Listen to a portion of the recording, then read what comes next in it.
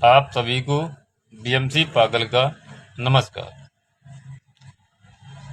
अपनी चौपाई में रहीमदास जी भी लिख कर गए हैं कि रहीमन पानी राखिए बिन पानी सब सून।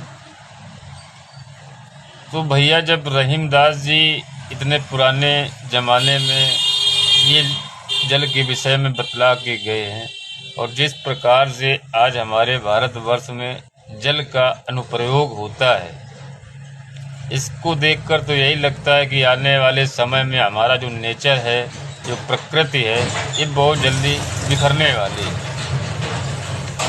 इसलिए सभी भाइयों से निवेदन है कि जल का सही इस्तेमाल करें और उसको बेवजह ना बर्बाद करें, क्योंकि इस पूरे ब्रह्मांड में या धरती पर 100% में से केवल 2% ही पीने योग्य जल होता है और उसको आप इस प्रकार से बर्बाद करते रहेंगे तो फिर एक दिन तो पीने योग्य जल ही समाप्त हो जाएगा।